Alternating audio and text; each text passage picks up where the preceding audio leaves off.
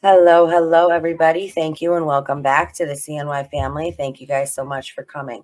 All right, today I want to talk about a missing 16-year-old out of California, Karlie Lain Guse. Okay, I'll just give you the gist. And stepmom woke up to find Karlie gone and their front door cracked open. She assumed Karlie was just out getting some fresh air. However, she looked and couldn't find her anywhere. Karlie's cell phone, wallet, and glasses were all at home. October 13th, 2018, Chalfont Valley in Mono County, California, is where she lived. She was last seen at 5:30 a.m. on October 13th, 2018. Now, there's so many similarities in this case with other cases that I have looked into. And it's so crazy to me because the more I see, the more similarities, it's mind blowing. Okay. So listen to this.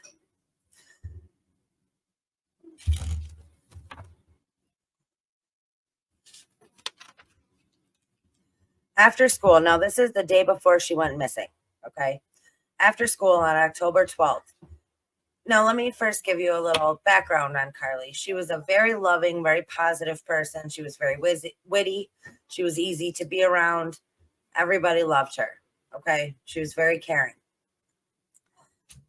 Now, after school on October 12th, Karlie and Donald went to a friend's house, James Devlin, while waiting to go to the football game at around 7 p.m. And he lived in the Highland Park area, same as Donald, who is Karlie's boyfriend. They have been together for about 6 months. James lived about 2 miles from the school, okay, in the same neighborhood as Donald. There were 4 other kids hanging out there at the house. They were smoking marijuana, so Karlie wanted to smoke. Now, she had just previously not smoked for a long time. See, she had been suspended from school for smoking on campus. And they suspended her. They made her go to this alternative high school, and she was on this 5-week program, okay? She had to do 5 weeks at the alternative high school, get her grades up, and attend mandatory counseling because of the getting caught smoking at school. So she had not been smoking. So she was there. They were hanging out, and she wanted to smoke. So she had a bong full of weed that the other kids were using. They never ended up going to the game. Okay. Then now the school that she was attending at the time was the high school, was a Palisade Glacier High School. Okay.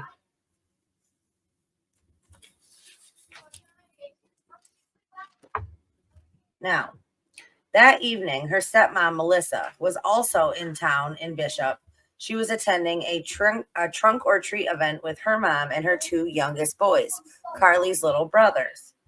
Melissa texted Karlie to see if she wanted her to pick her up on her way home, but Karlie said no, she would get a ride from Donald. Then there was a gathering. They called it was referred to as a party at Highland Park. I'm telling you guys the similarities. There was a party at Highland Park. Now, it was referred to as a party, but there was really only about 6 people there. Okay. Just chilling and smoking, hanging out.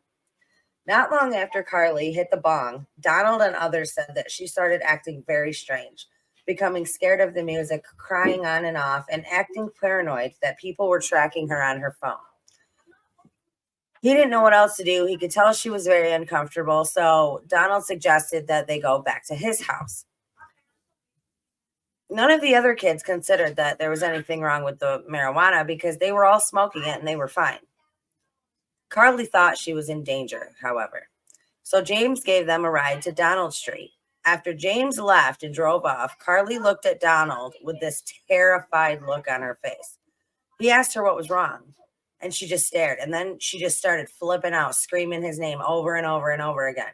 He didn't know what to do, so he kept trying to grab her and hold her. He thought maybe he would calm her down, but it didn't work. So finally, he got his arms all the way around her, and it seemed to work for a second. And then all of a sudden, she bit him, pushed him away, and told him to stay away from her. She just said, "Get away from me, get away from me." He was like, he was so confused. Like, he didn't know what was going on. So she called her stepmom, Melissa. And then Karlie started running down the street. She was begging Melissa to come and pick her up. Now, Melissa had just gotten home, right? And that was about a 30-minute drive, okay? But she was panicking, so Melissa turned around and went to go and pick her up. When she did find her walking down the road, she got in the car and she was acting completely erratic, jumping all over the place, acting very paranoid, and saying that she was having demonic thoughts. Crazy. Now, when Karlie was younger, her dad, Zach, and her mom, Lindsay, yep, that's what I said, got a divorce, and he ended up marrying Melissa, and they had 2 other kids, and Karlie lived with them, okay? Now, there was one business gas station in this Chavant, hold on. There was one Chalfont, yes, okay. It's extremely remote. It's about 10 to 15 miles to go anywhere, to get anywhere, okay? They had one business there. It was a gas station / diner / convenience store. It was called Flo's Diner. May 13th would have been her 20th birthday. Now, when they got home that night, her stepmom, Melissa, had made an audio recording of how she was acting and how she was talking so she could show it to her when she was, when she had come down and was feeling better. But that never happened.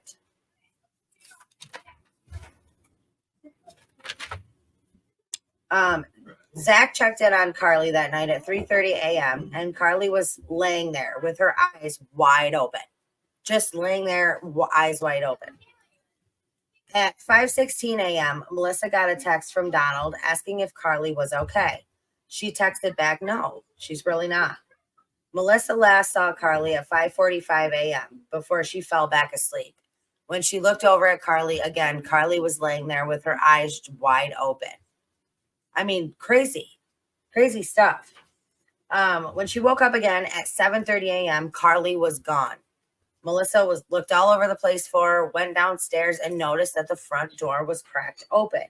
Didn't think anything, just thought maybe Karlie went out there to get some fresh air or whatever. Well, when she didn't come back in, she woke up Zach, Karlie's father, and told him that she was missing. They both immediately got into their own separate vehicles and went driving around looking for her. They thought they would be able to find her. I mean, there's not many places, there's not much, there's nowhere to go. Okay. So they thought they'd drive around and find her. Well, Melissa, and again, this is at 7:30. So Melissa's going around and she notices one of her neighbors outside. So she stops and pulls over and asks them if he had seen her daughter. He said, actually, yes. At 6:30 this morning, I saw a girl in gray sweatpants and a white shirt holding a piece of paper walking down the road. So she kept going and was looking and looking. Well, at 9:30 a.m., they had not found her yet, and they decided to call the police. They knew they needed more help. So they called the police and reported her missing. On the 911 call, Melissa said, "Do you know what she was wearing?" And this is where it gets a little weird. So the neighbor had just told her that she was wearing gray sweatpants, and a white t-shirt. But on the 911 call, Melissa said she was wearing skinny jeans and a sweater. Okay. Let's see. So I want to tell you guys this part too. Now, her parents knew that she had smoked, they knew it. And I mean, her dad had gone through it with their oldest son before. So they kind of knew, you know, I guess they figured it, she could be doing worse things. Okay. I'll put it to you that way. And her mom, Lindsay's Instagram handle actually used to be Sativa Diva. So, I think it's okay to say that the mom was all right with it. Now, let me put this down. October 13th, 2018, Chalfont Valley in Mono County, California. During the pre-dawn hours of October 13th, 2018, sometime during the early morning, Karlie left the family home while likely wearing gray sweatpants, white t-shirt, and Vans sneakers. Last seen by witnesses walking south approximately 30 yards east of Highway 6 and 100 yards south of Sierra View Road on the morning of October 13th, 2018. Not been in contact with family or friends since. None has been seen or heard from since. Second, a search was conducted immediately, but came up empty. If you have any info, you are encouraged to contact the Mono County Sheriff's Office by emailing them at Karlie Guse, Guse, tips at monosheriff.org. Or please contact the Sacramento FBI office at 916-746-7000. Again, that is 916-746-7000. So just think about this, okay? So the night before she went missing, she is 16. She lives in California. She's about a 4-hour drive from, the area we've all looked into, about a 4-hour drive from there. But she was at a party with friends, smoking. All of a sudden, rips a bong, starts getting very disoriented, starts having very dark thoughts, starts, flipping out basically. Her stepmom, her dad, they kind of figured, okay, after they got her all home, they figured she took something, it was lace, but the boyfriend, Donald Arrowwood, kept saying, he's like, it was just weed. There was nothing else in it. We all smoked. We all smoked out of the same bong. We all smoked the same weed. Like it was all, and we're all fine. So nobody could really understand what had happened to Karlie or why she was acting that way. Now, Karlie and her family had moved to Chalfont Valley from Bishop in 2018. White Mountain Estates is actually where they lived. It's a very, very, very tiny community. Okay. It's also,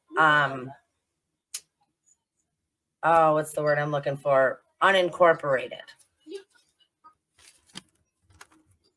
All right, you guys, I will post part 2 of this video tomorrow. Please hit that thumbs up. Please sub to the channel. There's a lot of similarities here, guys. I see similarities in Kylie's case. I see similarities in Trinity's case. And here we have another case of a missing 16-year-old girl who disappeared after partying with friends, not to be seen or heard from again. Again, this is Karlie Lain Guse. I love you guys. Stay strong, stay healthy, stay safe. Keep asking those hard questions. Keep spreading that light. And I will see you right back here for part 2 tomorrow. Bye.